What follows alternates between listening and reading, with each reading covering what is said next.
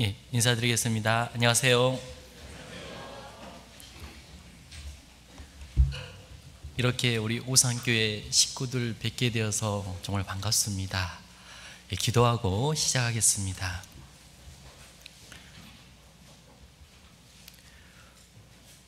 우리를 사랑하신 거룩하신 우리 주 하나님 아버지 감사합니다. 하나님을 떠나서 죄악 가운데 살고 있을 때 저희들을 먼저 사랑해 주셔서 독생자 예수 그리스도를 이 땅에 보내주셔 그 십자가의 보혈로 우리의 모든 죄를 영원히 용서해 주시고 그 기쁜 소식, 그 복된 소식을 저희 단지 듣고 믿었을 뿐인데 저희들 의롭다 칭해 주시고 이렇게 소중한 교회 가운데 품어주시고 교제케 해주심에 감사를 드립니다.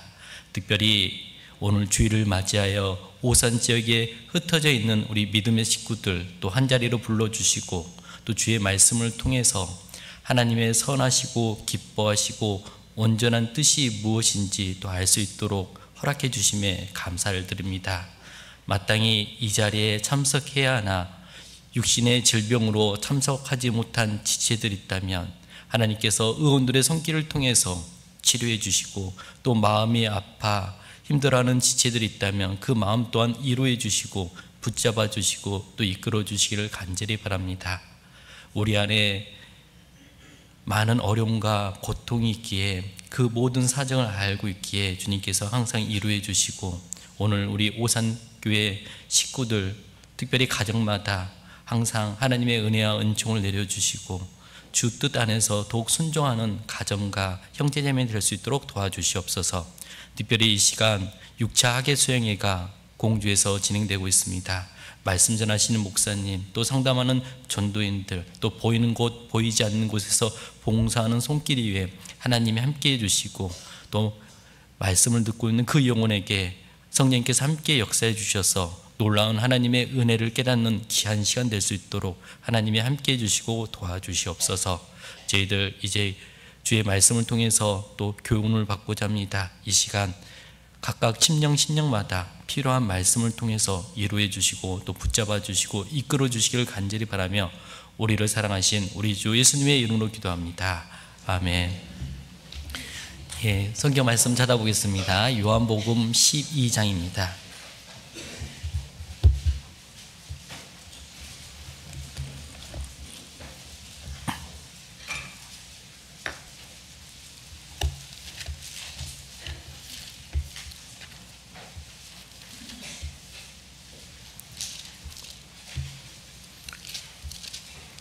요한복음 12장 1절로부터 3절까지 말씀입니다.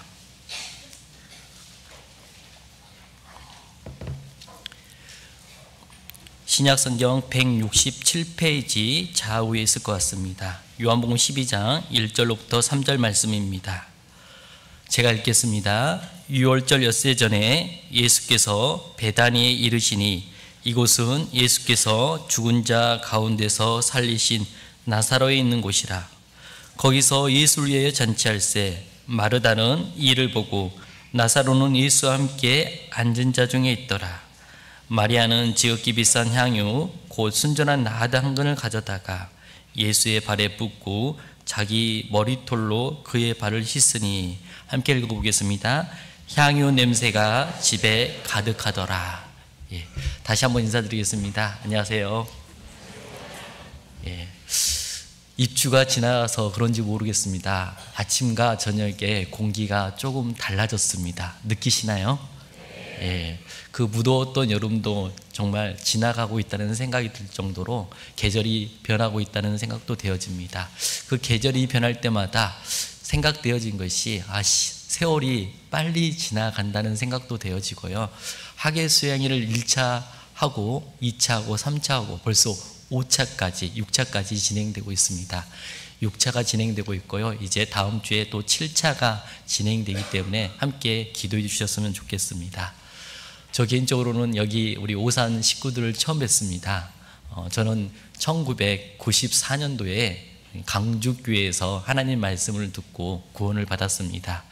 그리고 그 강주교회에서 말씀을 듣고 구원받았을 때가 고등학교 시절이었습니다. 고등학교 시절에 말씀을 처음 듣고 충격에 빠졌고요. 그리고 그 말씀을 통해서 또한 구원을 받았습니다. 그리고 대부분의 시간을 강주교회에서 보냈던 것 같습니다. 대학 시절과 청년의 시절을, 그리고 하나님께서 또 기회를 주셔가지고 말씀과 기도에 전무할 수 있는 봉사를 허락해 주셔서 그 이후로부터 강주교회에서 훈련받다가 강주 수안교회라는 곳으로 이동해서 올해 처음으로 전라도를 벗어나서요, 경기도 구리로 오게 되었습니다. 특별히 마지막에 전에 있었던 교회가 강주 수안교회, 예전에 하남교회를 수안교회로 작년에 이름을 바꿨습니다. 그 교회에서 이제 9년 동안 함께 있다가 이제 이동을 하게 되었습니다. 이제 서운한 감정도 있고 함께 교제했던 많은 분들과 헤어져서요. 그런데 제가 떠날 때 멀리 못 떠납니다. 심리도 못 가서 구리밖에 못 간다고 이야기를 했습니다. 그리고 구리로 왔습니다. 그래서 구리에서 지금 온 지 약 한 8개월 정도 된 것 같습니다. 구리라는 지역이 너무나도 좋고 또 하나님께서 정말 전도한 영혼들을 많이 붙여준 교회라고 생각이 되어집니다. 구리교회를 위해서도 또 함께 기도해 주시면 감사하겠습니다. 오늘은 특별히 6월절 여섯 전에 있었던 사건을 통해서 우리가 함께 교훈을 받고자 하는데요. 6월절 하면 생각나는 분이 계시죠. 당연히 예수님이 생각나실 겁니다. 그 예수님께서 십자가에서 죽음을 앞에 두고 여섯째 날 6일 전에 그 베단이라는 곳에서 있었던 사건을 오늘 본문에서 말씀을 하고 있습니다. 그 베단이는 놀랍게도 예수님이 평생에 가장 잘 대접을 받았던 장소로 성경에서 언급을 하고 있어요. 그리고 그 장소에서 놀라운 기적과 이적을 드러내 주셨습니다. 잘 알고 있는 것처럼 죽은 지 나흘 된 나사로를 살리시는 사건이 그 베단에 있었던 사건입니다. 그 내용이 요한복음 11장에 기록이 되어 있고요. 그리고 그 살아난 나사로가요, 이제 나사로와 함께 그 잔치집에 함께 있는 모습이 2절에 기록이 되어 있습니다. 그 잔치집은 요한복음 12장에는 기록이 되어 있지 않지만 다른 복음서에 보면요, 문둥병자였던 시몬이라는 사람이 아마 고침을 받고 난 이후에 그 감사함으로 그 잔치를 준비했던 것 같습니다. 그 잔치집에 이제 예수님을 위해서 잔치할 때 마르다도 그 장소에 참석했고요, 나사로도 그 장소에 참석했으며 마리아도 그 장소에 참여를 했습니다. 질문 한 가지 하겠습니다. 그렇다면 오늘의 주인공은 누구일 것 같습니까? 누구라고요? 웅성웅성합니다. 통일되지 않은 것 같아요. 당연히 오늘의 주인공은 예수님이십니다. 그렇죠? 예수님 위한 잔치를 준비했잖아요. 그곳에 나사로도 마르다도 마리아도 예수님을 위해서 그 잔치를 위해 준비하고 동시에 예수님을 위해서 하는 모습들이 나타나 있습니다. 그리고 그 예수님을 향해서 했던 모든 모습들이 결국 그 잔치집에 향유 냄새가 가득 찼던 것처럼 이 예수님을 위한 잔치집은 다름 아니라 교회의 모습이라 할 수 있습니다. 교회의 모습에는 나사로의 모습도, 그리고 마르다의 모습도, 그리고 마리아의 모습도 있어야 될 것을 또 우리에게 교훈해 주고 있습니다. 특별히 오늘은 이 세 인물을 통해서 어떻게 예수님을 위해서 그 잔치를 준비하고 했는지를 함께 교훈을 좀 받아봤으면 좋겠다 생각이 되어집니다. 먼저는 나사로부터 함께 생각해 보려고 합니다. 환경이 너무 좋은 것 같아요. 자연 친화적으로 매미 소리도 들리고, 특별히 나사로라는 인물은 우리가 잘 알고 있는 것처럼 죽은 지 나흘 된 나사로를 예수님이 살려주셨습니다. 그의 뜻은 하나님이 도우셨다는 뜻을 가지고 있어요. 그 뜻대로, 그 이름의 뜻대로요, 그는 죽었습니다. 그리고 하나님의 도우심으로 다시 살아났어요. 요한복음 11장을 읽어보면 그는 육신적으로 건강하지는 않았던 것 같습니다. 병이 들었어요. 그리고 병 들었다는 소식을 예수님께 전했는데 예수님이 오시긴 오셨습니다. 근데 조금 늦게 오셨어요. 그래서 그 죽음을 맞이해서 무덤에 있었습니다. 그 무덤 앞에 예수님께서 돌을 옮겨 놓으라고 하셨잖아요. 그 돌을 옮겨 놓은 후에 예, 죽은 지 나흘 된 나사로를 부르셨습니다. 나사로야 나오노라는 그 부르심에 나사로가 새 생명을 얻게 되고 이제 새로운 삶을 살게 되었습니다. 이 나사로의 모습은 누구의 모습일까? 예, 우리 구원받은 그리스도인의 모습이라고 이야기를 합니다. 우리 요한복음 5장 말씀을 한번 찾아보겠습니다. 요한복음 5장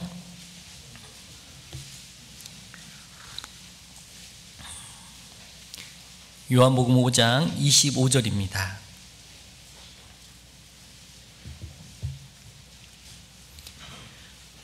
요한복음 5장 25절 신약성경 페이지 수는 150페이지 좌우에 있을 것 같습니다. 요한복음 5장 25절 진실로 진실로 너에게 이르노니 죽은 자들이 하나님의 아들의 음성을 들을 때가 오나니 곧 이때라. 함께 읽어보겠습니다. 듣는 자는 살아나리라. 예, 예수님께서 말씀하신 내용입니다. 그 예수님께서 진실로 진실로라고 말씀하셨어요. 얼마나 중요하면 반복해서 진실로 진실로라고 말씀하셨을까요? 그러면서 너에게 이르노니 죽은 자들이, 그 죽은 자들이 누굽니까? 아담 안에서 태어난 모든 사람은 죽은 자라고 성경이 말씀을 하고 있습니다. 그래서 고린도전서 15장에도 보면요, 아담 안에서 모든 사람이 죽은 것 같이라고 고린도전서 15장 22절에 말씀하고 있어요. 그처럼 죽은 자들은 아담 안에서 태어난 모든 사람을 이야기합니다. 그러면 우리도 그 안에 포함될까요? 포함되지 않을까요? 당연히 포함되죠. 우리는 다 영적으로 죽은 자였습니다. 그 죽은 자들이 하나님의 아들의 음성을 들을 때가 오나니 곧 이때라. 그 하나님의 아들이 누구십니까? 예수님이시잖아요. 그 요한복음에는요, 놀랍게도 예수님의 하나님의 아들 되심을 직접 7가지 기적을 통해서 증명하고 있습니다.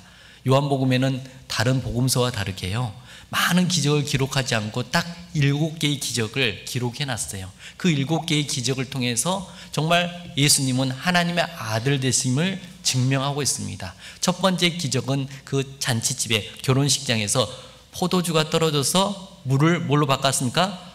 포도주로 바꾸는 사건부터 시작해서 마지막 오늘 우리가 배운 그 나사로가 죽은 지 나흘 만에 새 생명을 얻게 된 내용입니다. 그 모든 기적은 점점 강도가 강해지면서 동시에 누구만이 할 수 있는 기적을 행하시는 겁니까? 하나님만이 하실 수 있는 기적을 행하시잖아요. 그리고 그 예수님이 정말 하나님이시다. 그래서 하나님의 아들이라는 것을 증명해 주고 있습니다. 그리고 그 예수님은 왜 이 세상에 오셨냐?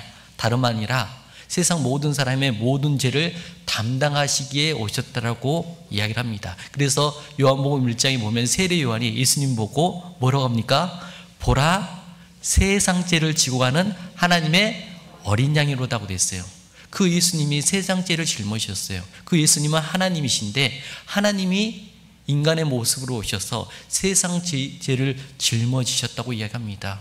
왜 짊어졌을까요? 사랑하기 때문에. 그래서 요한복음 3장 16절에는요, 하나님이 세상을 이처럼 사랑하사 독생자를 주셨다고 이야기합니다. 그리고 그 독생자가 우리를 위해서 십자가에서 죽으신 사건이 요한복음 13장부터 20장까지 기록이 되어 있습니다. 그리고 마지막에 뭐라고 하셨습니까? 십자가에서 뭐라고 하십니까? 다 이루었다. 그 복음의 말씀을 듣고 우리가 구원을 받지 않았습니까? 그것처럼요, 저 하나님의 아들의 음성을 들을 때가 오나니 곧 이때라. 듣는 자는 어떻게 된다고요? 살아납니다. 예, 죽었던 영혼이 새 생명을 얻는 것, 그 모습을 예표로 보여준 인물이 누굽니까? 나사로라고 할 수가 있어요. 나사로는 무덤에 있었습니다. 그것도 죽은 지 나흘이 되었어요. 그 죽었던 나사로가 새 생명을 얻었던 것처럼 우리도 마찬가지로 그 복음의 말씀을 통해서 새 생명을 얻은 모습을 나사로를 통해서 설명해 주고 있습니다. 여기서 또 한 가지 질문 한 가지 하겠습니다.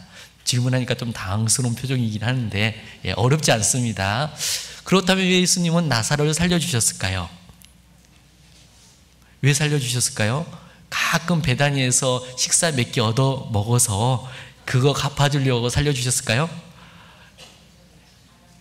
사랑했기 때문에 그래요. 맞아요. 왜 우리를 구원해 주셨습니까? 사랑했기 때문에 우리를 구원해 준 겁니다. 우리가 잘나서 우리가 뭔가 공로를 세워서 우리를 구원해 주신 것이 아니잖아요. 단지 사랑 때문에 그런 겁니다. 그래서 요한복음 11장 한번 찾아보겠습니다. 요한복음 11장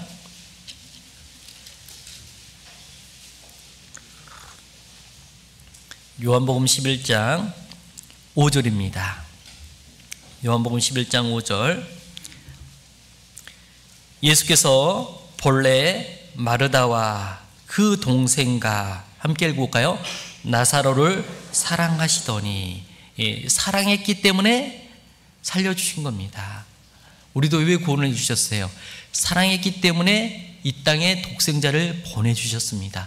사랑은요, 러브가 아니라고 이야기합니다. 기브라고, 주는 것이라고 이야기를 하고 있어요. 그래서 이 땅에, 이 세상에 예수님을 보내주셔서 그 예수님이 세상 모든 사람의 죄를 짊어지시고 내가 받아야 할 벌을 예수님이 대신 받아주심으로 말미암아 우리가 구원을 받았습니다.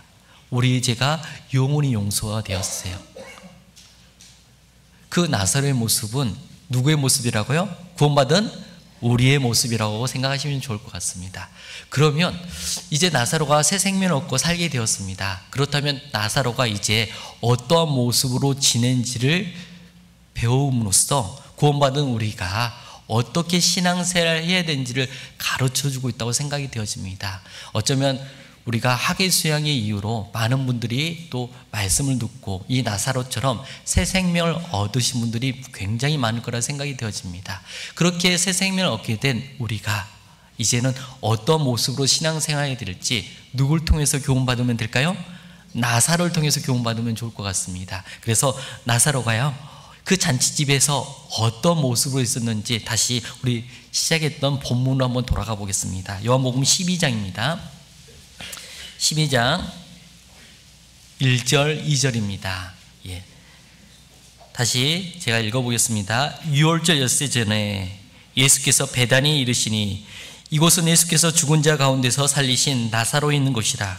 거기서 예수를 위하여 잔치할세 마르다는 이를 보고 나사로는 함께 읽어볼까요? 예수와 함께 앉은 자 중에 있더라. 그 나사로는 새 생명을 얻게 된 다음에 어떻게 행동하고 있습니까? 누구랑 함께 있습니까? 예수님과 함께 앉은 자 중에 있다라고 말씀을 하고 있어요.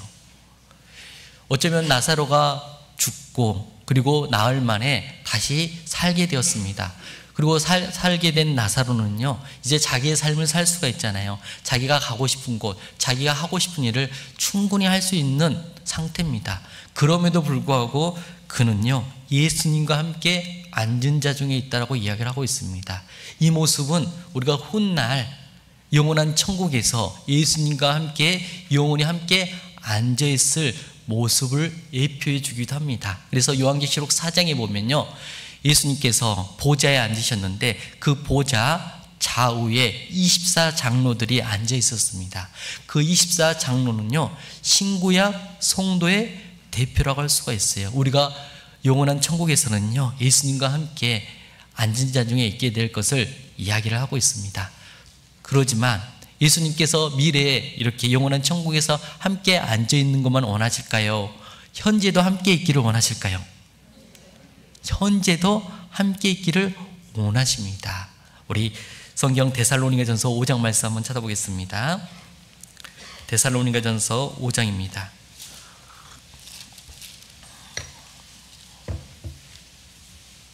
(5장) 10절입니다.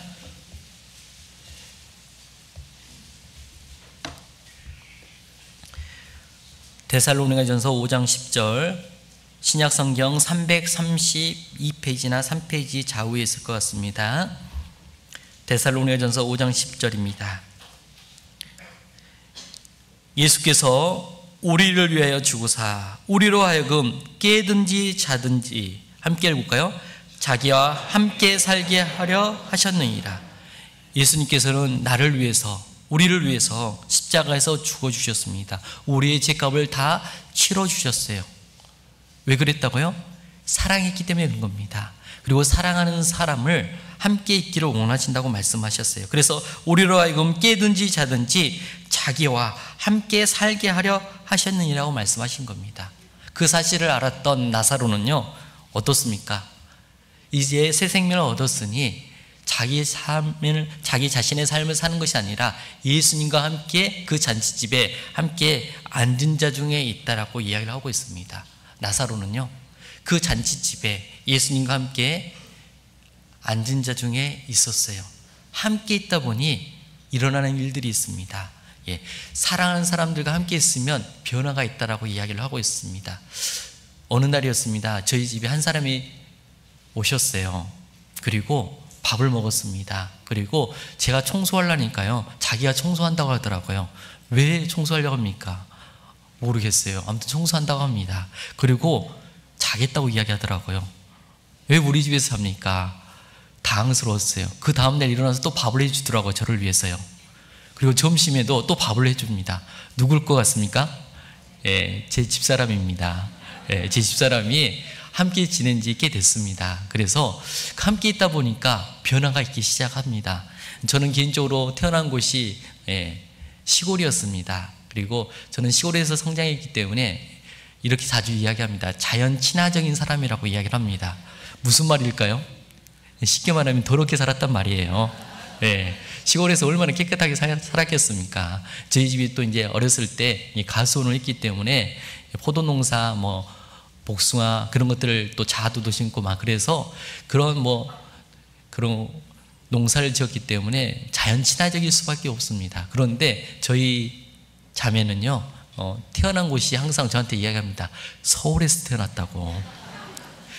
서울에서 태어났다고 이야기합니다. 그래서 제가 물어봅니다. 몇 살까지 살았어요? 그러니까 5살 때까지 살았다고 그러더라고요. 뭐지? 하면서 5살 때까지 살고요. 이제 대부분을 이제 강주에서, 전라도 강주 광역시에서 살았습니다. 이제 저는 초등학교 때까지 시골에 자라다가 이제 중학교 때 이제 전학을 왔습니다. 부모님이 공부 좀 시켜보겠다고. 근데 공부를 안 했죠. 그래서 아무튼 그렇게 해서 결혼해서 이제 살는데 제가 결혼하고 난 다음에 깜짝 놀랐습니다. 뭘 깜짝 놀랐냐? 어느 날이었어요. 집에서 있는데 자매가 큰 소리를 고함을 지르면서 뭔가 큰일 난 것처럼 이야기를 합니다. 저도 당황스러웠습니다. 도대체 무슨 일일까? 뭔가 큰일이 생겼나? 그렇게 봤는데 바퀴벌레 한 마리 나왔다고 그렇게 고함을 지르더라고요. 바퀴벌레야 자연 친화적인 사람 입장에서는 아무것도 아니죠. 왜냐하면 아마 여름 때 보면 장마철도 그러면 굉장히 벌레들이 습기를 좋아하기 때문에 장판 밑에 많이 있습니다. 예전엔 다 장판으로 깔아놨기 때문에 그 장판을 제가 자주 열었던 것 같아요. 왜 열었을까? 지금 곰곰이 생각해 보니까 그 장판을 가끔 열면요, 동전들이 있어요. 10원짜리 50원짜리가 들어가 있어가지고 그거 찾아서 가게 가가지고 아이스크림도 사 먹고 과자도 사 먹으려고 자주 열었습니다. 그러면 갑자기 빛이 들어오니까요, 벌레들이 어떻게 해요? 다 숨어듭니다. 그것이 너무나도 자연스러운 거고요. 저에게는 밭에 나가면 항상 벌레들이 있습니다. 많이 잡았던 것이 개구리예요. 개구리 가지고 장난을 많이 쳤거든요. 그렇게 장난쳤던 사람 입장에서 바퀴벌레야 아무 문제가 없죠. 그래서 화장지로 딱 잡아가지고 그 변기통에다 넣는데 그런 것들 보면 아무것도 아닌 거 가지고 왜 그러냐, 그런 생각이 저는 듭니다. 왜? 저는 어떤 사람이라고요? 자연 친화적인 사람이라고요. 그런데 저희 자매는 너무나도 고결하게 살았다고 하면서 그런 걸 못 만진다고 이야기합니다. 당황스럽습니다, 항상. 그러다가 이제 시간이 흘렀습니다. 점점점 흐르니까 저도 조금 변하더라고요. 어떻게 변했을 것 같습니까? 조금씩 깨끗한 쪽으로 변하고 있어요. 함께 있다면 변할 수밖에 없습니다. 마찬가지입니다. 우리가 구원받고 나서 거룩하신 주님이 있습니다. 어디에 계십니까? 교회 가운데 있습니다. 잘 생각해 보면 교회라는 곳이 어떤 곳입니까? 머리로 계신 분이에요. 주님의 머리로 계신 분. 이 당시 나사로는 예수님과 함께 앉은 자 중에 있잖아요. 그 앉은 자 중에 있기 때문에 육신을 가지고 있기 때문에 쉽게 앉아 있을 수 있습니다. 하지만 예수님은 십자가에서 죽으시고 부활하신 다음에 이제 40일 후에 승천하셨습니다. 그러고 난 다음에 오순절날 성령님이 이 땅에 임하신 이후로부터 교회가 탄생되었어요. 그 교회의 머리로 누가 계신 겁니까? 주님이, 예수님이 계시는 거예요. 그 예수님은 눈에 보이진 않지만 이 교회 가운데 함께 거하고 있습니다. 내가 구원을 받았습니까? 그리고 교회 가운데 내가 신앙생활한 지 1년이 지나고 3년이 지나고 5년이 지났습니까? 그러면 함께 있으면 반드시 뭐가 있어야 될 것 같아요? 변화라는 것이 있습니다. 그 변화가 무슨 변화일까요? 누구처럼 변해야 될까요? 예수님처럼 거룩한 쪽으로 변해야 되는 것이 당연하다고 생각이 되어집니다. 나사로는요 정말 새 생명을 얻게 되었습니다. 그리고 이제는 예수님과 함께 앉은 자중에 있어요. 그 모습은 우리가 구원받고 나서 어디에 있어야 될 것을 이야기해 주고 있을까요? 교제 가운데, 교회 가운데 함께 있어야 될 것을 우리에게 가르쳐 주고 있다고 생각이 되어집니다. 그리고 동시에 그 예수님과 함께 교제를 하고 있는 거잖아요. 나사로는요, 우리도 예수님과 함께 교제하면서 우리의 삶이 점점 누구처럼 닮아가야 될까요? 예수님처럼 닮아가야 하는 것이 마땅하다고 생각이 되어집니다. 그런데 여전히 나의 삶이 변화되지 않고 있습니까? 그렇다면 우리는 한 번 정도는 돌아봐야 될 거라고 생각이 되어져요. 나는 그냥 교회를 출석하고 이 자리에 계신 예수님과 함께 교제하지 않고 그냥 돌아가고 있다면 변화가 없을 수 있다고 생각이 되어집니다. 우리는 이 자리에 눈에 보이지 않지만 주님이 계시고 그 주님과 함께 교제하고 주님이 오늘 이 자리에서 나에게 무슨 말씀을 하실지 귀를 기울이면서 나를 변화시키기 위해서 주님이 어떻게 역사하실지 그런 마음으로 참여하게 되면요, 당연히 주님이 해주신 말씀을 통해서 어떻게 해요? 점점 변해가는 모습을 발견할 수 있을 거라고 생각이 되어집니다. 그래서 그 나사로는 예수와 함께 앉은 자 중에 있게 되었습니다. 그렇기 때문에 우리 구원받은 그리스도인, 이제 막 내가 구원을 받았다면 나는 어떤 마음을 가지고 신앙생활을 해야 될까? 다름 아니라 눈에 보이지 않는 교회 가운데 주님이 계시다는 생각으로 교제에 나오고 또 말씀 앞에 나오는 것이 마땅하다고 생각이 되어집니다. 근데 그 함께 있기가 굉장히 어려울 수가 있습니다. 어색할 수가 있어요. 생각해 보면 단지 구원만 받았지 나의 생활 습관과 패턴은 여전히 옛날 사람 그 모습 그대로 있을까요, 없을까요?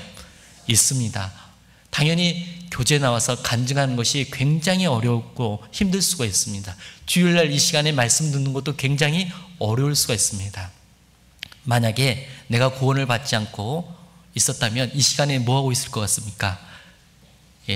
침대에서 구르면서 TV를 보면서 아마 여유롭게 삶을 지내고 있을 거라 생각이 되어집니다. 그랬던 우리가 구원받으니까 갑자기 이 자리에 오게 되었어요. 쉽지 않는 걸음입니다. 하지만 이 자리에 누가 계시기 때문에요? 예수님이 계시기 때문에 우리는 예수님과 함께 앉은 자 중에 있어야 될 것을 성경에 분명히 말씀을 하고 있습니다. 우리는 주님의 몸된 교회 안에 이 자리에 함께 있어야 된다는 것을 꼭 기억하셨으면 좋겠습니다. 그렇게 함께 있다 보면 나의 삶도 변화됐고요, 또 나타나는 현상들이 있습니다. 어떤 현상이냐? 놀랍게도 나사로는요, 나를 살려주신 분이 누구예요? 예수님이셨잖아요. 그리고 그 예수님을 뭐하고 있냐면 증거하는 역할을 하게 됩니다. 이 잔치집에 많은 사람들이 몰려왔습니다. 몰려온 이유가 무엇일까요? 예수님 보기 위해서요? 예수님 보기 위해서도 왔겠지만 더 궁극적으로는요, 누구 보러 왔냐면 죽었다는 소문이 들렸어요. 누가 죽었어요? 나사로가요. 그 나사로가 죽었다는 소문은 들렸는데 그가 갑자기 예수님을 통해서 새 생명을 얻게 되고 살아났다는 이야기를 듣게 된 겁니다. 설마 죽은 나사로가 정말 살아났을까? 그런 의문을 가지고요, 이 잔치집에 오게 되었어요. 그리고 많은 사람들은 누구 보기 위해서요? 솔직히 나사로 보기 위해서 이 자리에 참여했던 겁니다. 그런데 나사로는요, 자기를 드러내지 않고요, 누굴 증거하고 있습니까? 나를 살게 해주신 분이 누구라고요? 예수님이라고. 나에게 새 생명을 주신 분이 누구라고요? 예수님이라고. 그는 침묵으로 자신을 드러내지 않고 예수 그리스도를 증거하고 있습니다.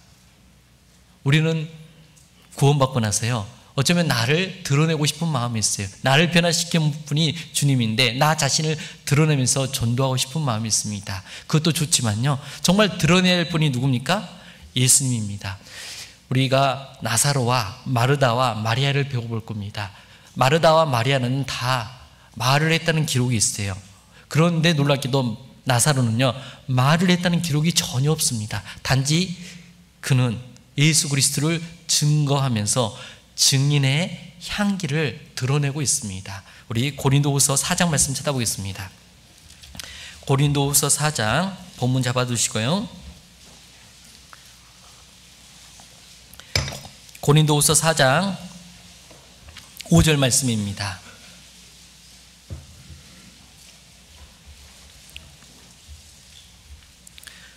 고린도서 4장 5절, 신약성경 289페이지 좌우에 있을 것입니다. 우리가 우리를 전파하는 것이 아니라 오직 그리스도 예수의 주 되신 것과 또 예수를 위하여 우리가 너희의 종 된 것을 전파함이라. 우리가 우리를 전파한 것이 아니라고 되어 있습니다. 오직 그리스도 예수의 주 되신 것을 우리가 전해야 되는 거예요. 그리고 그렇게 전하기 위해서는요, 우리가 아직 구원받지 않는 사람들에게 어떠한 모습으로 삶을 살아야 됩니까? 예수를 위하여 우리가 너희의 종 된 것을 전파함이라. 우리는 예수 그리스도의 주 되심과 너희를 위해서 우리가 종 되었음을 전파하는 겁니다. 그렇게 섬겼을 때 무슨 일이 있습니까? 다름 아니라 증인의 향기를 드러낸다고 할 수 있습니다. 나사로는 예수와 함께 앉은 자 중에 있었습니다. 그리고 그는 침묵으로써 증인의 향기를 드러내고 있어요. 우리 다시 본문으로 돌아가서 요한복음 12장에 11절에 이렇게 말씀을 하고 있습니다. 요한복음 12장 11절입니다. 요한복음 12장 11절,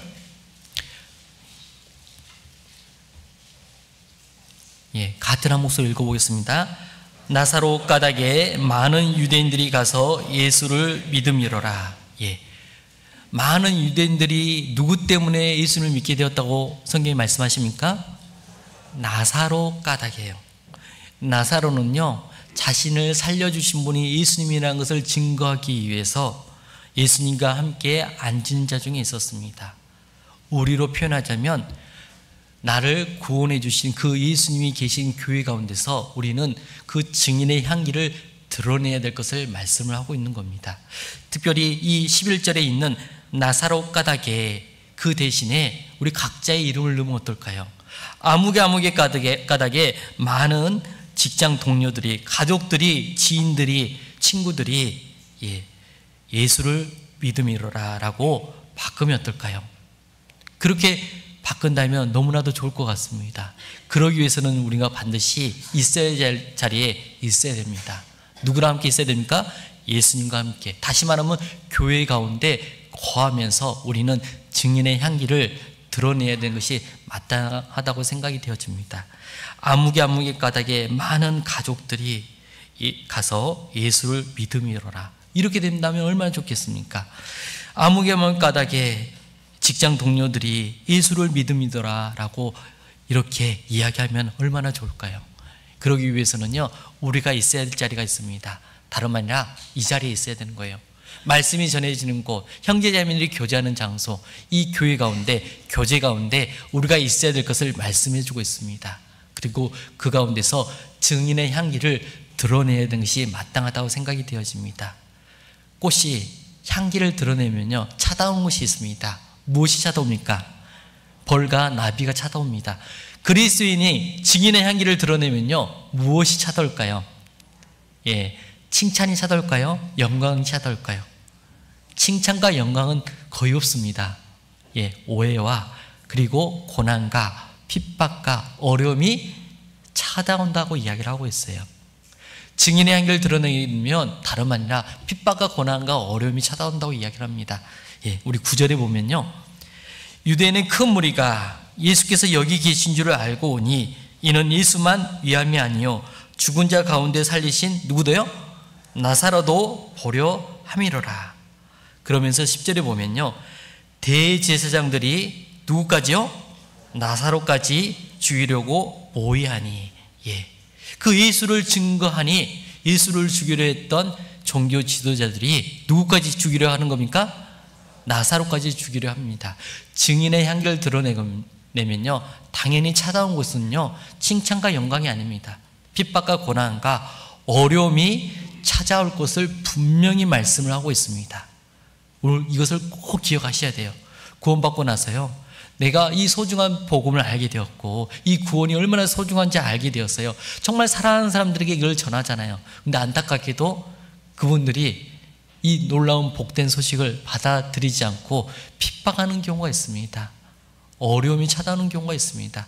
많은 힘듦이 찾아오는 경우가 있어요. 그럴 때일수록 우리는 어떻게 해야 될까요? 누구랑 함께 있어야 될까요? 그래도요, 예수님과 함께 앉은 자 중에 있어야 됩니다. 다시 말하면 교회 가운데, 교제 가운데 있어야 될 것을 나사로는 우리에게 가르쳐주고 있습니다. 특별히 이 요한복음을 읽다 보면요, 우리가 잘 알고 있는 요한복음 15장에 포도나무 가지 비유가 있습니다. 그 포도나무 가지 비유는요, 시기적으로 봤을 때 예수님 이제 죽기 바로 직전에 예수님이 누구에게요? 제자들에게 했던 말씀입니다. 어쩌면 사도 요한은요, 이 예수님이 이 말씀을 왜 하셨을까? 죽음 앞에 두고 가장 중요한 시기에 이 포도나무 가지 비유로서 우리에게 교훈을 해줬을까? 처음에는 이해가 되지 않았을 겁니다. 그런데 사도 요한은요, 다른 사도들과 결이 다른 삶을 살았어요. 어떤 삶을 살았습니까? 다른 사도들은 다 순교로서 삶을 마감했다면 사도 요한은요, 순교하고 싶었어요. 근데 순교가 안 됐습니다. 다시 살았어요. 죽지 못해서 이제 로마 황제가 어디로 보냈냐? 반모섬에 유배를 보냈던 거예요. 그는 노년까지 그 삶에 짓누른 많은 고통과 어려움을 직접 경험하면서 그 오랜 세월 삶을 살았습니다. 그러면서 그가 깨달았던 것이 있을 거예요. 무엇을 깨달았을까요? 어쩌면 함께 신앙생활했던 많은 형제들이 스쳐 지나갔을 겁니다. 한때는 줄 위에서 목숨까지 던지겠다는 그런 많은 형제들이 있었을 겁니다. 그런데 시간이 지나면서 10년, 20년, 30년 지나면서요, 세상의 것들이 좋아서 세상을 향해 나갔던 많은 형제자매들도 봤을 거고요. 특히 데마 같은 것은 세상을 사랑해서 데살로니가 같다라고 이야기하잖아요. 그리고 또 잘못된 교리로 인해서 넘어지고 실종하는 많은 형제자매들도 봤을 거고요. 정말 많은 무딘 신앙생활을 하고 있는 형제자매들도 많이 봤을 겁니다. 그런 모습을 보면서 문득 그런 생각이 되었을 거예요.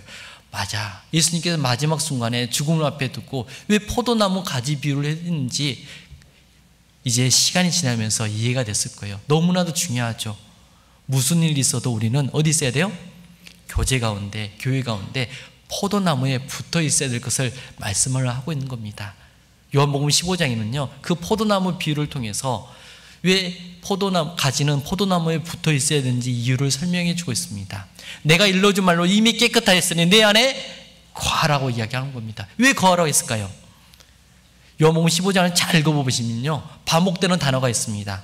아주 중요한 단어예요. 무슨 단어인지 아십니까? 과목이라는 단어예요. 열매라는 단어입니다. 과목이요.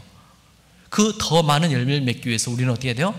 붙어 있어야 될 것을 언급을 하고 있어요. 무려 8번이라는 단어, 8번 반복해서 이야기를 하고 있습니다. 왜 그렇게 8번 반복할까요? 그런 열매를 맺으려면 어떻게 돼요?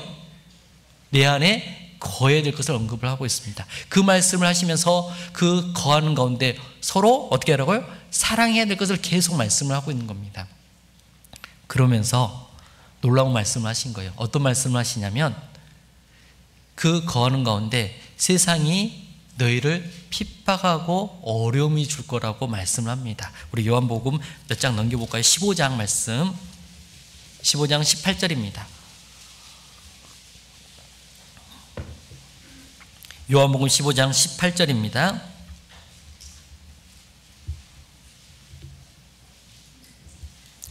요한복음 15장 18절입니다. 세상이 너희를 미워하면 너희보다 먼저 누굴요? 나를 미워할 줄 알라. 너희가 세상에 속하였으면 세상이 자기의 것을 사랑할 터이나 너희는 세상에 속한 자가 아니요 도리어 세상에서 나의 택함을 입은 자인 거로 세상이, 함께 읽을까요? 너희를 미워하느니라. 세상이 당연히 예수님을 미워했습니다. 그리고 미워한 예수님을 따르는 우리도 어떻게 할까요? 미워하는 것이 당연한 겁니다. 그 핍박과 어려움이 있다라고 이야기하는 거예요. 그럼에도 불구하고 어떻게 해요? 내 안에 거하라고 분명히 말씀하고 있습니다. 신앙생활 가운데서요, 증인의 향기를 드러내고 정말 그리스도를 증거하다 보면요, 핍박과 고난과 어려움이 찾아올 수가 있습니다. 그럼에도 불구하고 우리는 나사로처럼요, 예수와 함께 앉은 자 중에 있어야 될 것을 말씀을 하고 있습니다. 더 나아가서요, 믿음의 세계 안에서도 핍박과 고난이 있다라고 이야기를 하고 있습니다. 어디 세계 안에서도요? 믿음의 세계 안에서도요. 동일한 하나님과 십자가를 걸어놓고 있는 교회 안에서도, 그 교회 가운데서도 핍박과 고난이 있다고 이야기합니다. 그걸 모르면 실족하고 넘어진다고 이야기를 하고 있어요. 미리 예수님이 말씀해 주고 있습니다. 구원받고 난 다음에 너무나도 어려운 것이 뭐냐면, 세상이 우리를 핍박하는 것은 자연스럽게 받아들일 수 있습니다. 세상이 우리를 미워하는 거야, 당연하지.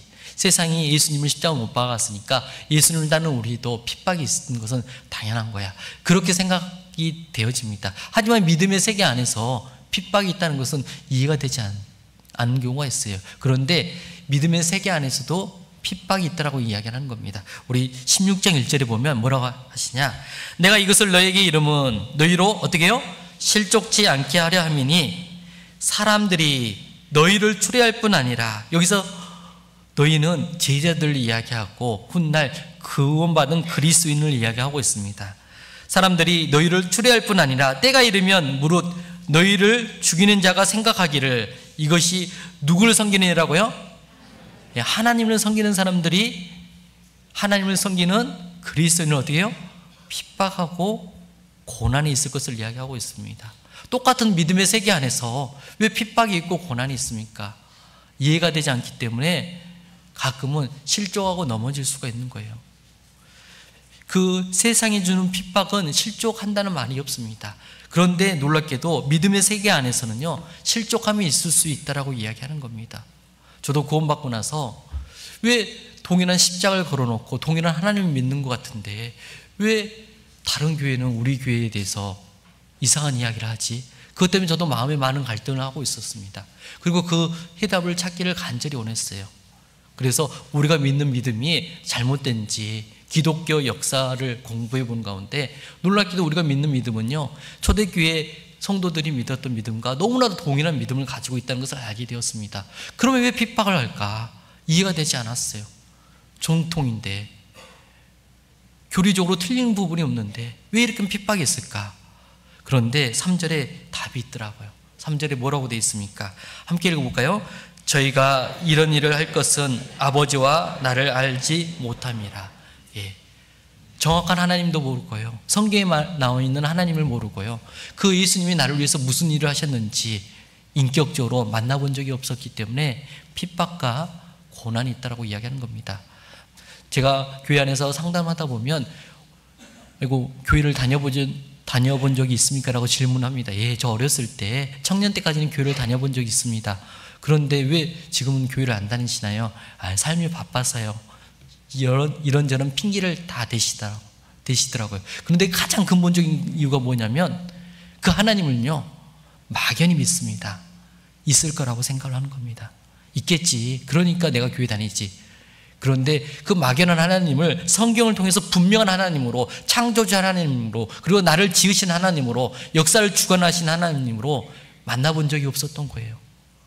그리고 나를 심판하시는 하나님, 그런데 나를 그래도 사랑하신 그 하나님을 만나본 적이 없기 때문에 막연히 믿는 하나님이었습니다. 그리고 그 하나님이 인간의 몸으로 오신 그 예수님이 나를 위해서 십자가에서 죽으셨다는 사실을요, 내 개인적으로 믿어본 적이 없었던 거예요. 그렇기 때문에 하나님과 예수님을 전했는데 그들은 하나님과 예수님을 올바르게 알지 못하기 때문에 우리를 핍박한다는 것을 알게 되었습니다. 그런데 그것을 알지 못하면 실족할 수가 있어요. 그렇기 때문에 믿음의 세계 안에서도 무엇이 있다고요? 핍박이 있다라고 이야기를 하신 겁니다. 그럼에도 불구하고 우리는 어디 안에 거해야 됩니까? 내 안에 거하는 거예요. 나사로도 예수님과 함께 앉은 자 중에 있었어요. 그 당시 종교 지도자들은요, 나사로까지 죽이려 했잖아요. 믿음의 세계 안에서도 핍박과 고난이 있다는 것을 누가 보여주고 있는 겁니까? 나사로가 보여주고 있습니다. 나사로는요, 우리에게 주는 교훈이 있습니다. 다름 아니라 나사로의 모습은 우리의 모습이었습니다. 그는 무덤에 있었습니다. 그 무덤에 있었던 나사로를 살려주셨던 것처럼요, 우리도 복음의 말씀을 통해서 새 생명을 얻게 됐고 구원을 받게 되었습니다. 구원받은 사람은 이제 어떤 삶을 살아야 됩니까? 다름 아니라 주님의 몸된 교회 안에서 매일매일 주님을 만나며 주님이 주신 그 말씀을 통해서 거룩한 삶으로 변화되어야 됩니다. 그리고 동시에 예수 그리스도를 증거하는 증인의 삶을 살아야 돼요. 그리고 그 고난과 핍박과 어려움 속에서도 끝까지 예수님과 함께 앉은 자 중에 있어야 될 것을 누가 가르쳐주고 있어요? 나사로가 교훈해주고 있다고 생각이 되어집니다. 나사로를 통해서 우리는 많은 교훈을 받을 수 있을 거라고 생각이 되어져요. 이제 나사로를 배웠으니까요, 그 두 번째 사람, 마르다에 대해서 다시 한번 배워보려고 합니다. 여러분, 마르다 하면 생각나는 캐릭터가 있습니다. 어떤 캐릭터냐? 굉장히 열심히 일을 합니다. 그렇죠? 아주 활동적인 여인이에요. 그는요, 항상 다른 사람보다 빠릅니다. 행동도 빠르고요. 저는 가끔 마르다를, 그 베다니에 사는 마르다를 보면서 누가 가끔 생각나냐? 베드로가 생각나더라고요. 베드로도 어때요? 성격이 굉장히 급합니다. 그런데 마르다는요, 남자 베드로예요. 여자 베드로예요. 그 정도로 성격이 급해요. 어느 날 누가복음 10장에 보면요, 예수님이 방문을 하게 됩니다. 그런데 제가 보니까 예상보다 예수님이 좀 빨리 오셨던 것 같아요. 제자들과 함께 요리를 준비하는데 그 준비하는 일이 갑자기 빨라지니까요, 당황스럽잖아요. 요리를 열심히 하고 있는데 함께 준비했던 동생이 사라졌어요. 어디 갔어요? 예수님 팔 아래에서 뭐하고 있어요?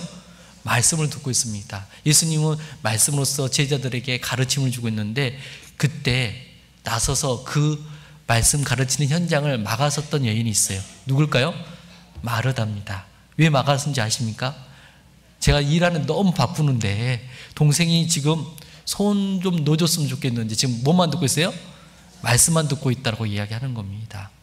저는 그 정도 되면 그래도 예수님이나 내가 만약 예수님이었으면, 그래 마리아야 이제 누나 언니 좀 도와주라, 그렇게 보내줬을 것 같아요. 그런데 예수님은 다른 이야기를 하세요. 우리 누가복음 10장 말씀 한번 찾아볼까요?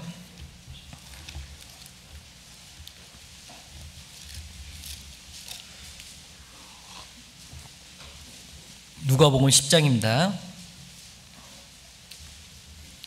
38절입니다. 누가복음 10장 38절, 신약성경 110페이지 좌우에 있을 것 같습니다.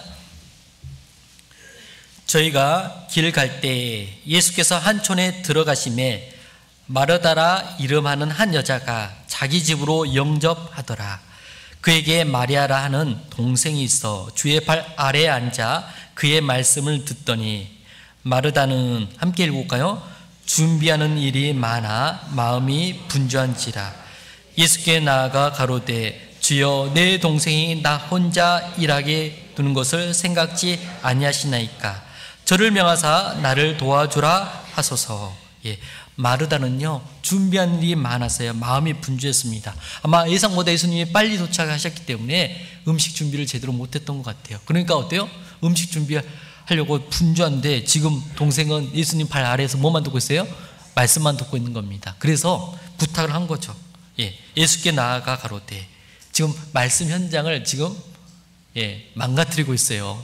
누가요? 마르다가. 그래서 주여, 내 동생이 나 혼자 일하게 두는 것을 생각지 아니하시나이까. 저를 명하사 나를 도와주라 하소서라고 부탁을 합니다.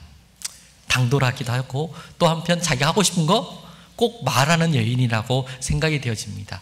참지 못해 마음에 있는 거 다 어떻게 해요? 말로 표현하는 여인이에요. 그런데 예수님께서 이 말을 듣고요, 어떻게 하냐? 주께서 대답하여 가라사대, 마르다야 마르다야, 내가 많은 일로 염려하고 근심하나 그러나 몇 가지만 하든지 혹 한 가지만이라도 족하니라. 이 말씀은 무슨 말씀일까요? 마리아야, 마르다야, 너가 음식 준비하느라고 너 정신없구나. 음식 한 10가지 준비하려고 정신없는데 그러지 말고 김치나 콩나물 정도 내주면 그걸로 내가 만족하니까 그렇게 해주라는 말씀이 아니에요. 그 말씀이 아닙니다. 그 말씀이 아니라 마르다야 마르다야 내가 많은 일로 염려하고 근심하나. 당연하죠. 갑자기 많이 와서 갑작스럽게 또는 생각보다 예상보다 더 빨리 왔기 때문에 그 준비한 일로 염려하고 근심할 수 있지만, 그러나 몇 가지만 하든지 혹 한 가지만 해도 족하니라. 이 말씀은 한 가지가 부족하다는 말이에요. 너가 많은 일을 하고 있지만 정말 근심해야 될 거 한 가지가 있다. 그 한 가지가 뭐냐면 자신의 영혼을 돌아보는 그 한 가지가 너가 부족하다. 지금 봉사하는 것은 문제는 좋은 일인데 봉사하기 전에 먼저는 뭐부터요? 자신의 영혼을 돌아보는 그 한 가지가 부족하니 그것부터 하고 봉사했으면 좋겠다. 그 말을 한 겁니다. 이 말을 들었던 마르다 마음이 어땠을 것 같습니까? 생각해 보십시오. 누구 때문에 지금 고생하고 있어요? 예수님과 제자들 때문에 지금 고생하고 있는데 돌아보라니까요. 마음이 어때요? 불편했겠죠. 굉장히 불편했을 겁니다. 속으로 그랬을 거예요.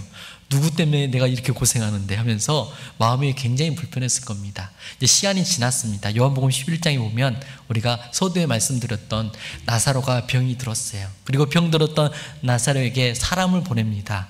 그리고 사랑하는 자가 병들었나이다 라고 사람을 보냈는데 그 사람이 소식을 전해줬어요. 무슨 소식이냐면 예수님께서 이렇게 말씀하십니다. 이 병은 죽을 병이 아니라고. 이걸 통해서 하나님의 영광이 드러나고 하나님의 아들의 영광도 드러날 것을 말씀해 주셨어요. 그리고 그 소식을 받았던 사람이 다시 마르다와 마리아에게 가서요, 뭐라고 합니까? 이 병은 죽을 병이 아니라고 전했습니다. 그 말을 들었을 때 마르다와 마리아는 마음에서 어떤 마음이 있었을까요? 아주 기쁜 마음이 있었을 겁니다. 그래, 예수님께서 분명히 말씀하셨지 이 병은 죽을 병이 아니니까 곧 낫겠구나. 그런 마음으로 예수님이 오시지 않았지만 위로를 됐을 거예요. 그런데 시간이 얼마 지나지 않아서 어떻게 됐어요? 나사로가 죽게 되었습니다. 기대와 다르게 안타깝게도 나사로는 죽게 되었어요. 그 죽음의 모습을 보면서 마음에서 서운한 마음이 있었을 겁니다. 그리고 이제 예수님이 예루살렘 근처에 오신다는 소식을 듣고 가장 먼저 나갔던 사람이 있습니다. 누굴 것 같아요? 모르면 마르다라고 하면 됩니다. 예, 마르다예요. 우리 요한복음 11장입니다.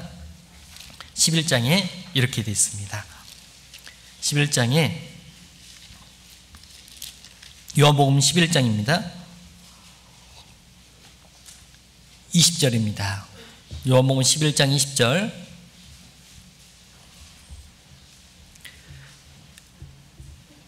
요한복음 11장 20절입니다.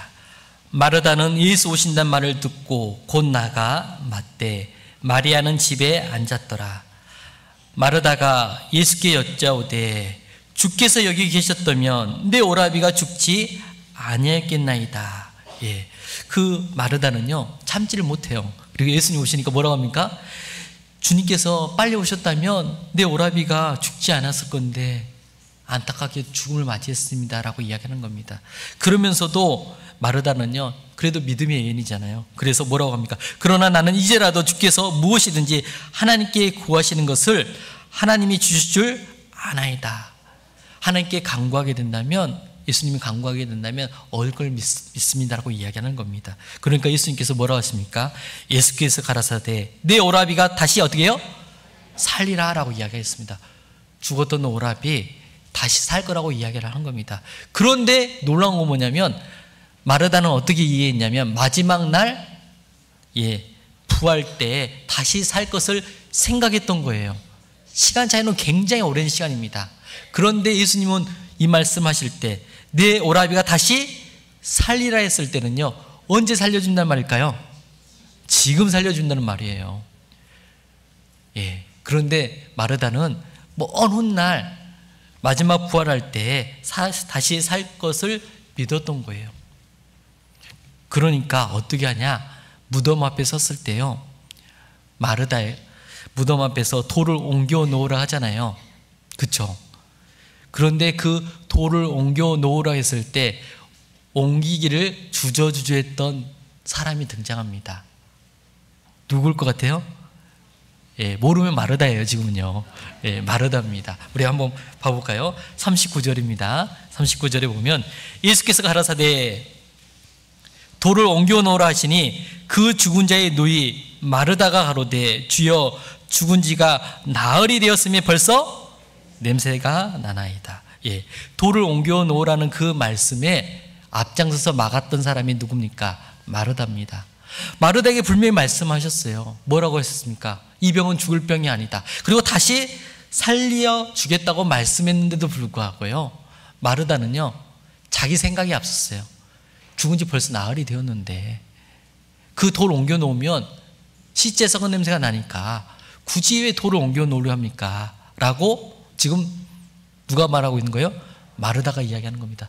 마르다 입장에서 그런 생각이 들었을 겁니다. 예전에 오신다고 했는데 예상보다 빨리 오셔가지고 나를 분주하게 바쁘게 만들어놨는데 이번에는요 예수님이 오시라고 했는데 빨리 오셨어요? 더 늦게 오셨어요? 훨씬 늦게 오신 겁니다. 그래서 누가 죽은 거예요? 오라비가 죽었잖아요. 나사로가 죽었잖아요. 자기 생각과 안 맞게 예수님이 행동하니까요 마음에서 어떻게 해서요? 불편한 마음이 있었습니다. 아니 이거 딱딱 내 요구사항대로 딱딱 해주면 얼마나 좋아요. 그런데 예수님은요, 예수님 나름대로 뭐가 있어요? 시간표가 있고 계획이 있었어요. 일부러 이틀을 더 유하면서 이곳에 오게 되었습니다. 그래서 죽은 지 나흘이 되었어요. 그리고 그 돌을 옮겨 놓은 다음에 죽은 지 나흘 된 나사로를 어떻게 했습니까? 살려주셨습니다. 이 사건을 통해서요 마르다가요 큰 깨달음을 얻게 되었어요. 무슨 깨달음을 얻게 되었습니까? 예수님은 다 계획한 바가 있어요, 없어요? 있었어요. 근데 자기는 이해가 되지 않으니까요 받아들일 수가 있었어요, 없었어요? 없었습니다.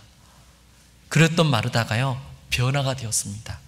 어디서요? 요한복음 12장에 그 잔치집에 변화된 마르다의 모습을 발견하게 됩니다. 우리 요한복음 12장 2절 말씀 다시 한번 찾아보겠습니다. 마르다가 어떻게 변했는지 잘 보셨으면 좋겠습니다. 요한복음 12장 2절, 거기서 예수를 위하여 잔치할세 마르다는 무엇을 하고 있습니까? 일을 보고. 또 마르다는 또 일하고 있네요. 예, 맞습니다. 일하고 있어요. 그런데 차이점이 있습니다. 무슨 차이점이 있을까요? 예, 모르시겠죠? 예, 마르다는요 항상 나오면요 말이 많아요. 말이 많습니다. 항상요. 누가복음 10장에도 말이 많고요, 요한복음 11장에도 말이 많습니다. 일도 많이 하는 사람이 가끔은 뭣도 많아요? 말도 많습니다. 그런데 놀랍게도 이곳에는요 마르다가 무엇을 하고 있습니까? 일만 하고 있어요. 말이 없습니다. 예, 마르다는요 그 봉사의 향기를, 섬김의 향기를 그 잔치집에서 하고 있어요.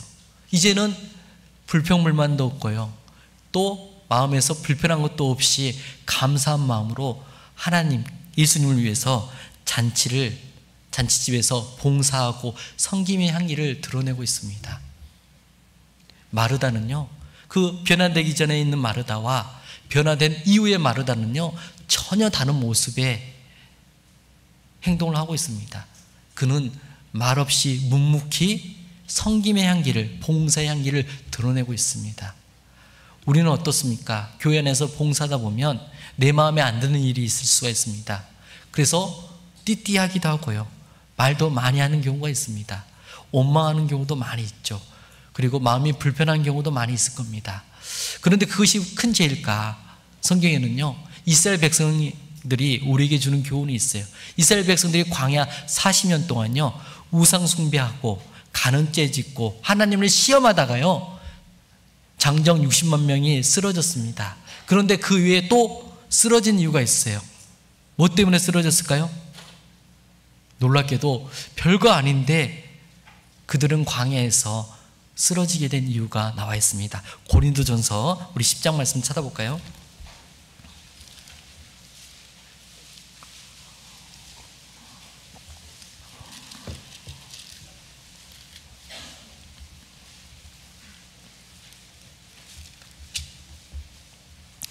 고린도전서 10장 7절 말씀입니다. 신약성경 페이지 수로 274페이지나 5페이지 정도 될 것 같습니다.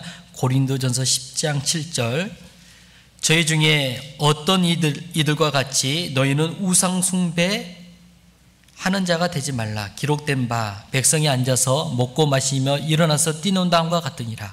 저희 중에 어떤 이들이 가늠하다가 하루에 23,000명이 죽었나니 우리는 저희와 같이 가늠하지 말자. 저희 중에 어떤 이들이 주를 시험하다가 뱀에게 멸망하였나니 우리는 저희와 같이 시험하지 말자라고 이야기합니다. 그러면서 10절 말씀에 뭐라고 말씀하시냐? 함께 읽어볼까요? 저희 중에 어떤 이들이 원망하다가 멸망시키는 자에게 멸망하였나니 너희는 저희와 같이 원망하지 말라. 예. 많은 사람들이, 이스라엘 백성들이 우상 숭배도 하고요, 그리고 간음죄도 짓고 주를 시험하다가 쓰러졌습니다. 하지만 대부분 사람들은요, 뭐 때문에 쓰러졌을까요? 원망하다가요. 저희 중에 어떤 이들이 원망하다가 멸망시키는 자에게 멸망하였나니 너희는 저희와 같이 원망하지 말라고 되어 있어요. 그 광야에서 이스라엘 백성들의 삶은요, 고달팠을 겁니다. 어려움도 많았을 거예요. 하지만 문제는 뭐냐면 그 광야 가운데 누가 인도하고 계십니까? 하나님이 인도하고 계세요. 불기둥과 구름기둥으로 인도하고 계십니다. 그런데 그걸 보면서도 여전히 그들은 눈에 보이지 않는 하나님이 안 보이니까 하나님을 원망했어요. 교회에는요, 주님이 이끌어 가십니다. 그리고 교회 안에 일어나는 모든 일들은 주님이 다 계획하신 바가 있을까요, 없을까요? 있어요. 단지 나는 그 계획한 바를 알지 못하기 때문에 가끔은 마음이 불편하기도 하고요, 또 가끔은 원망하기도 하고, 가끔은 마음에 시험에 들기도 합니다. 그런데 우리가 알아야 될 것은 뭐냐면 그 원망이 세상에서는 큰 죄가 아닙니다. 그런데 그 원망이 교회 안에서는요, 큰 죄가 될 수가 있어요. 그 그리스도의 심판대가 있다는 것을 알고 계실 겁니다. 그 심판대 앞에 우리가 쓸 때 원망의 죄가 그리스도 심판대 앞에 서게 된다고 이야기를 하고 있어요. 원망이 세상 사람들은 별거 아니라고 이야기합니다. 직장생활 가운데 불평불만이 있을 수 있죠. 원망할 수도 있잖아요. 그런데 그 원망이 이 교회 안에서 크냐? 그것은요, 하나님이 이끌어 가신데 그 이끌어 가신 것을 알면서도 원망하고 불평불만하기 때문에 그런 겁니다. 우리 빌립보서 말씀을 보면요, 빌립보서 2장 말씀 찾아보겠습니다. 빌립보서 2장입니다.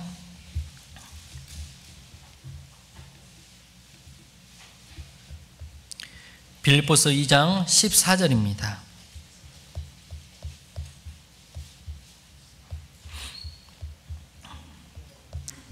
같은 한 목소리를 읽어보겠습니다. 모든 일을 원망과 시비가 없이 하라. 모든 일을 원망과 시비, 불평불만 없이 하라고 이야기를 하고 있습니다. 왜 이 말씀을 하셨을까요? 그 이유는 12절에 13절에 나와 있습니다. 13절에 뭐라고 합니까? 너희 안에 행하신 이는 누구라고요? 하나님이시니. 우리 안에 행하신 분이 누구십니까?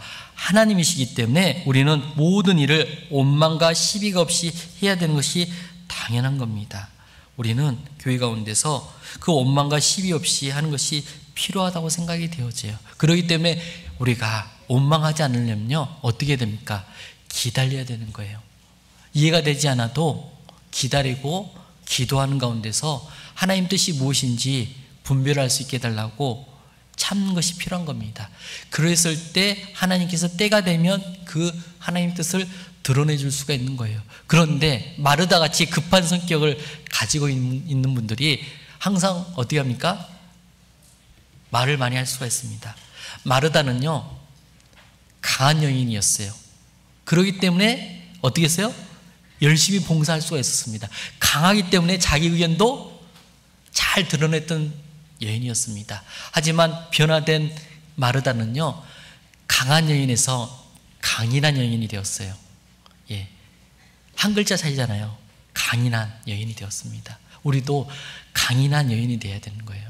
신앙은 우리가 이해되지 않는 부분들이 많습니다. 교회에서 벌어지는 많은 일들이 내가 다 이해하면 좋겠잖아요. 그런데 이해되지 않을 때 우리는 무엇을 해야 됩니까? 우리 안에 행하시는 이는 누구시라고요?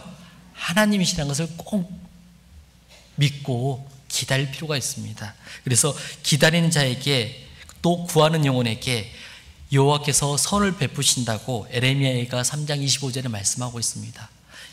기다리는 자에게나 구하는 영혼에게 하나님께서 반드시 선을 베푸시니까요, 우리가 참고 기다리는 것이 필요하다고 성경이 분명히 말씀을 하고 있습니다. 마르다는요, 우리에게 가르쳐주는 교훈은요, 다름 아니라 섬김의 향기, 봉사의 향기를 드러내고 있습니다. 나사로처럼 그 증인의 향기를 드러낸 분도 있고요, 교회 안에서. 또 마르다처럼요, 섬김의 향기, 봉사의 향기를 드러내는 분들도 당연히 있어야 될 것을 마르다에 통해서 교훈해 주고 있습니다. 이제 짧게 마리아에 대해서 잠시 살펴보겠습니다. 우리 요한복음 12장 말씀 다시 돌아가 보겠습니다.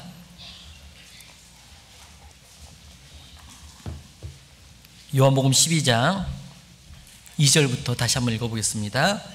거기서 예수를 위해 잔치할세 마르다는 이 일을 보고 나사로는 예수와 함께 앉은 자 중에 있더라. 3절 함께 읽어보겠습니다. 마리아는 지극히 비싼 향유 곧 순전한 나당근을 가져다가 예수의 발에 붓고 자기 머리털로 그의 발을 씻으니 향유 냄새가 집에 가득하더라. 마리아는요, 지극히 비싼 향유 곧 순전한 나당근을 가져다가 예수님께 부어드렸습니다. 그리고 이 부어드리는 모습을 보고 다른 복음서에서는요, 내게 좋은 일을 했다고 이야기하고 나의 장사를 준비했다라고 하면서 복음 전하는 곳마다 이 여인이 행했던 모습을 기념하라고 이야기를 했습니다. 그만큼 많은 칭찬을 받았던 여인이 누구예요? 마리아였습니다. 나사로도 칭찬받을 것이 있습니다. 마르다도 칭찬받을 것이 있습니다. 그런데 마리아처럼 이렇게 칭찬받은 것은 아니었어요. 마리아가 이렇게 칭찬을 받을 수 있었던 이유가 무엇일까요? 마리아는요, 지극히 비싼 향유 곧 순전한 나당근을 주님께 드렸습니다. 그 값어치가 어느 정도 되었냐? 놀랍게도 5절 말씀에 보면요, 약 300데나리온 정도 된다고 이야기합니다. 300데나리온이 어느 정도 가치일까요? 한 데나리온이요, 노동자 하루 품삯이라고 할 수 있습니다. 그 300데나리온이면 어느 정도 돼요? 1년치 연봉 정도 되는 거예요. 어마어마하게 비싼 향유를 예수님께 부어드렸던 겁니다. 그리고 그 부어드릴 때 놀랍게도요, 그것을 어떻게 부어드릴 수 있었을까 곰곰이 생각해 보면 우리에게 많은 의미를 부여해 준다고 생각이 되어져요. 300데나리온의 값어치, 그 값어치를 그 요한복음 6장에 보면 오병이어 기적 때에 그 많은 장정 5,000명이 예수님과 함께 있었잖아요. 그러니까 여인과 그리고 아이들까지 포함하면 10,000명 이상이 된 사람들이 있었을 겁니다. 그 사람들에게 식사를 제공해 줘야 되는데 빌립이라는 사람이 숫자에 아주 밝은 사람이에요. 그래서 뭐라고 하냐면 딱 계산해 보니까 약 200데나리 정도 필요할 것 같다라고 이야기를 하는 겁니다. 그 10,000명의 사람이 한 끼 먹을 금액이 몇 데나리온이요? 200데나리온이요. 근데 지금 마리아가 예수님께 드렸던 그 향유옥합의 값어치가 얼마 정도 된다고요? 300데나리온. 상상이 됩니까? 얼마나 귀한 것을 예수님께 드렸습니까? 그 모습을 보고요, 많은 사람들이 허비했다고 이야기를 해요.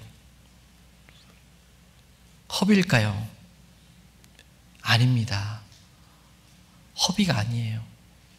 이것은 너무나도 중요한 의미를 가지고 있습니다. 왜 마리아가 예수님께 이 향유옥합을 부어드렸을까요? 성경에 보면요, 주님의 장사를 위해서 드렸다고 이야기합니다. 그래서 7절에 보면요, 예수께서 가라사대 저를 가만두어 나의 무엇을요?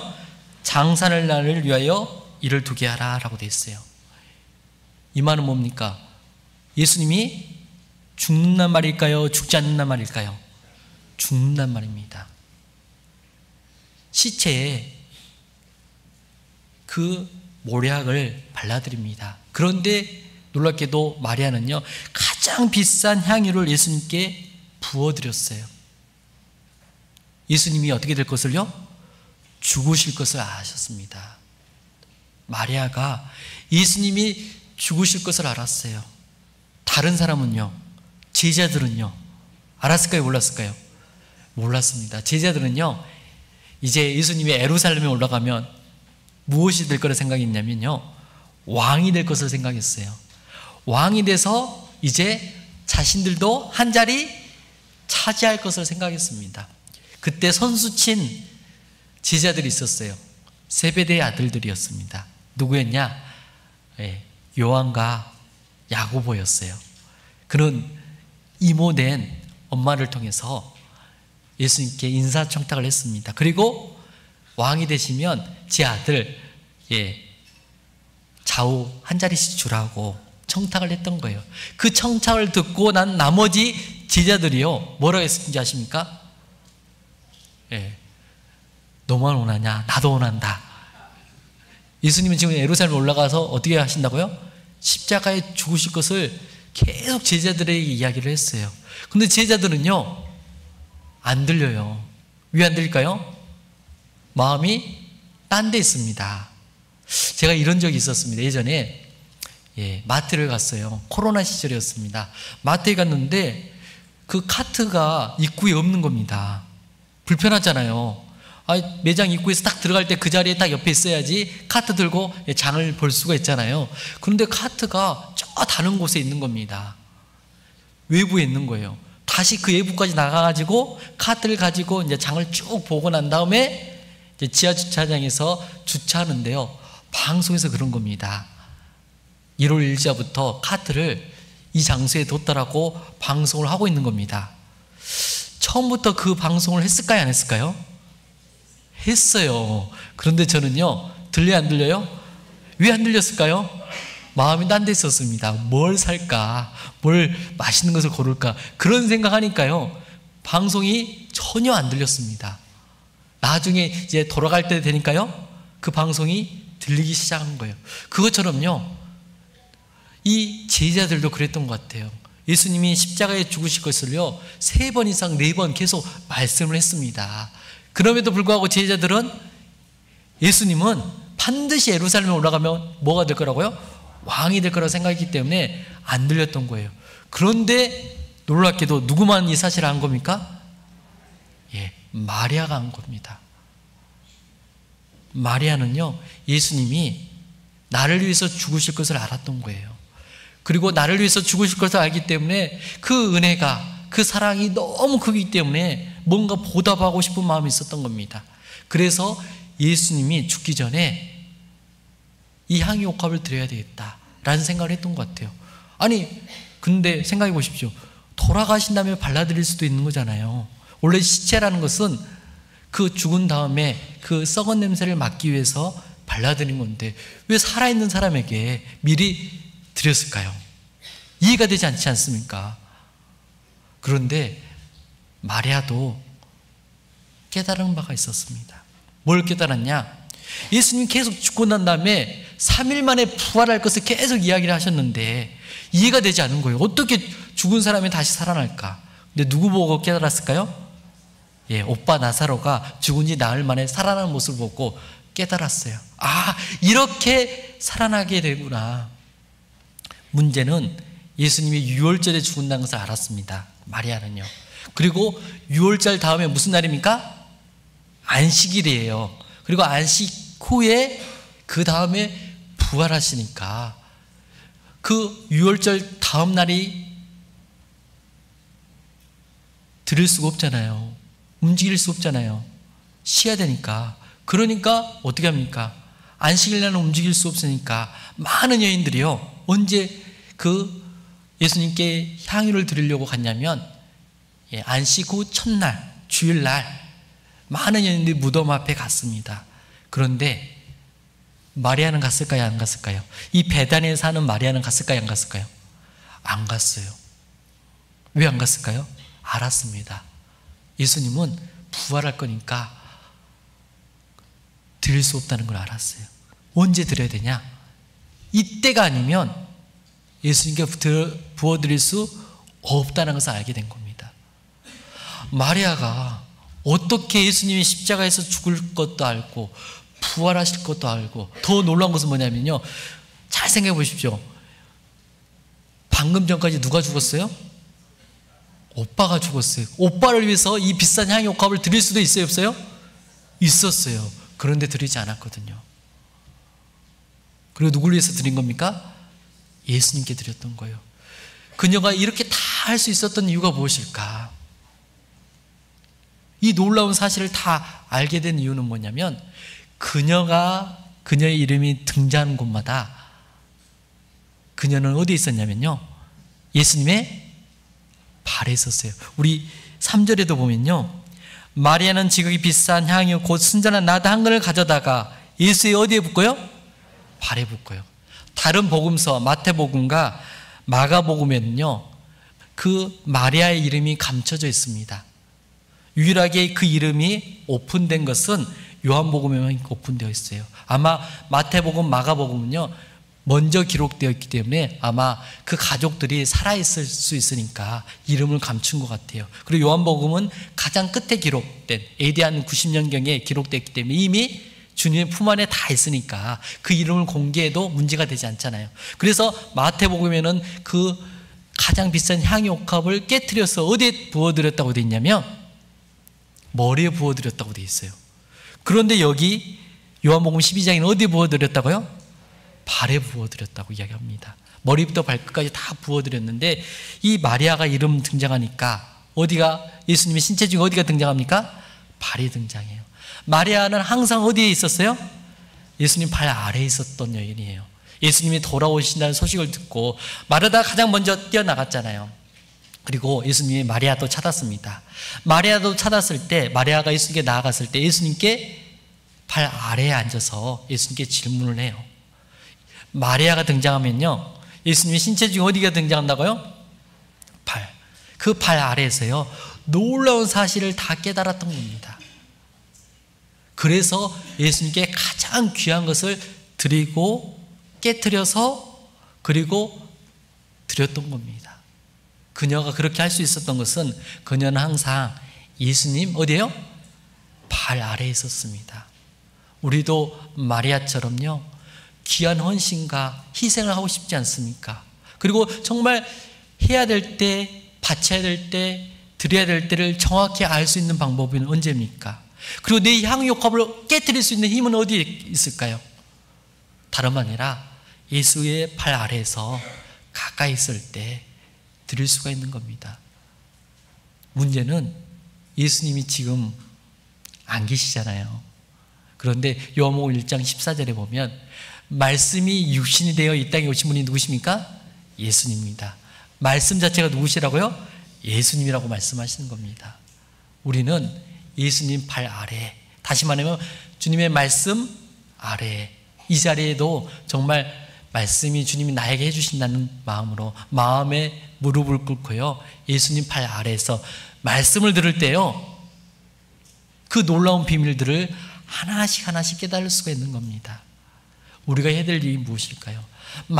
마리아처럼요, 그런 희생과 헌신과 옥합을 깨뜨려서 드릴 수 있는 계기는 다름 아니라 말씀을 가까이 했을 때입니다. 주의 말씀을 가까이 했을 때 그 놀라운 비밀들을 깨닫게 되는 겁니다. 우리 신명기 말씀 찾아보겠습니다. 신명기 33장입니다.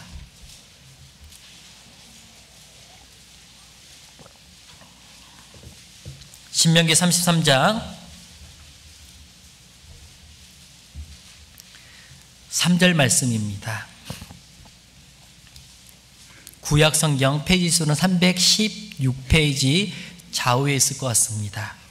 신명기 33장 3절, 여호와께서 백성을 사랑하시나니 모든 성도가 그 수중에 있으며, 함께 읽어보겠습니다.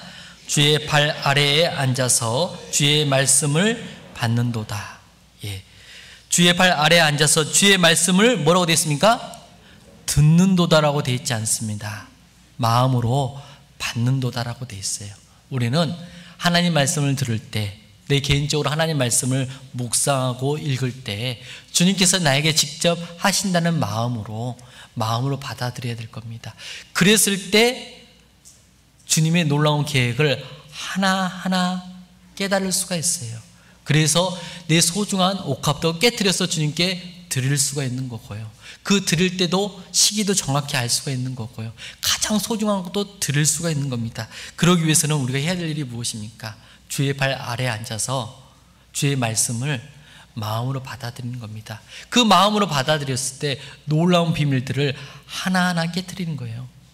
예수님이 죽는 것은 그 십자가에서 나를 위해서 죽으시구나, 내 죄 때문에 죽으신 거구나, 그리고 또 3일 만에 부활하기 때문에 가장 소중한 걸 이때 아니면 못 드리겠구나, 마리아가 깨달았던 것처럼요, 우리도 가장 소중한 걸 드리고 싶습니까? 그리고 칭찬받고 싶습니까? 그리고 복음이 전하는 곳마다 그녀를 기념하라는 말씀처럼 그렇게 나를 통해서 복음이 전해지기를 원하십니까? 그렇다면 우리가 무엇을 가까이 해야 될까요?